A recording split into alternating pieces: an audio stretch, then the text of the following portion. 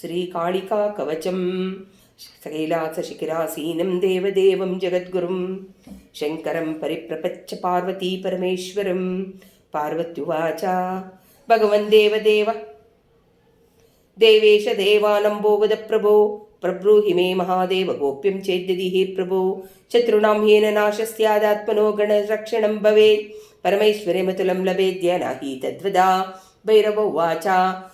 वक्ष्यामि ते महादेवी सर्वधर्मविदां वरे अद्भुतं कवचं देव्यां सर्वकामप्रसादकं विशेषतः शत्रुनाशं सर्वरक्षाकरं नृणां सर्वारिष्टप्रशमनं सर्वभद्रविनाशनं सुखदं भोगदं चैव वशीकरणमुत्तमं शत्रुसंज्ञाक्षयं यान्ति भवन्ति व्याधिपीडिता दुःखिनो ज्वरणिश्चैव शाभीष्टद्रोहिणस्तथा भोगमोक्षप्रदं चैव कालिका कवचं पठेत् ओम अस्य श्रीकालिका कवचस्य भैरवऋषि अनुष्टप्छन्दः श्रीकालिका देवता शत्रुसंहारार्थे जपविनियोगः ओम ध्यायेत्कालीं महामायं त्रिनेत्रबहुरूपिणीं चतुर्भुजां लज्जिह्वां पूर्णचन्द्रनिवारणं नीलोत्पलदलश्यामं शत्रुसङ्गविदारिणीं धरमण्ड तथा खड्गं कर्णं च वरं तथा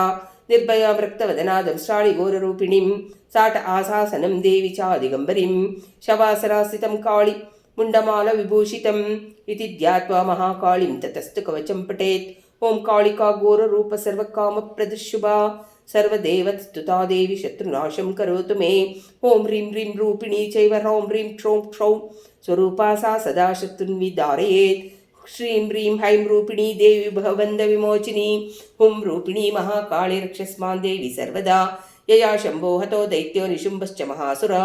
वैरिनाशाय वन्दितां कालिकां शङ्करप्रियां ब्राह्मी शैवी वैष्णवी च वाराहि नारसिंहिका कौमायेन्द्रि च चामुण्डा खादन्तु मम विद्विषः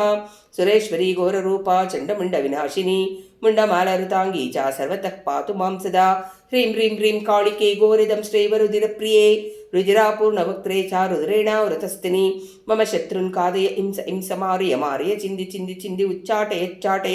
द्रावय द्रावय शोषे शोषे स्वाहा रां ह्रीं कालिकाय मदीय शत्रुन् समर्पयामि स्वाहा ओम जय जय किरिकिरि किटकिटि कटकट मर्द मर्द मोहय मोहय हरर मम रिपुन्ध्वंस ध्वंसम भक्षे भक्षे त्रोटे त्रयातु दानां चामुण्डे सर्वजनान् राज्ञो राजपुरुषान्तितै मम वश्यान् कुरु कुरु तनु तनु धान्यं धनं मेष्वान् मे अश्वान् रजान् गजान् रत्नानि दिव्यकामिनी पुत्रान् राजश्रियं देहि यच्चक्षौं क्षीं छूं क्षौं क्षः स्वाहा इत्येतत् कचों दिव्यं कथितं शम्भुना पुरा ये पठन्ति सदा तेषं ध्रुवं नश्यन्ति शत्रवः वैरिणः प्रलयं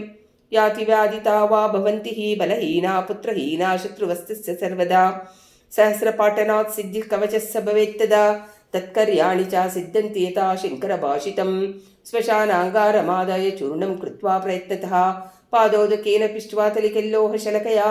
भूमौ शत्रुन् हीनरूपा अनुत्तर शिरसस्तता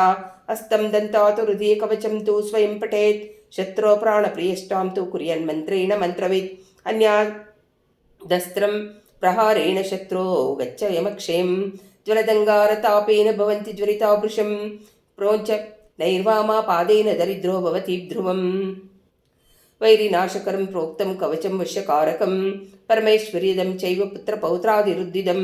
प्रभातसमये चैव पूजाकाले चायत्ततः सायङ्काले तथा पाठः सर्वसिद्धिर्भवेत् ध्रुवं शत्रुच्चाटनं याति देशद्वा विचितो भवेत् पश्चात् किङ्किरा तामेति सत्यं सत्यं न संशयः शत्रुनाशकरे देवी सर्वसम्पत्करे शुभे सर्वदेवस्तुते देवी कालिके त्वां नमाम्यहम् इति श्रीरुद्रयामणे कालिकाकल्पे श्रीकालिकाकवचं सम्पूर्णम्। शिवार्पणमस्तु शिवार्पणमस्तु शिवार्पणमस्तु। हर हर महादेव हर हर महादेव।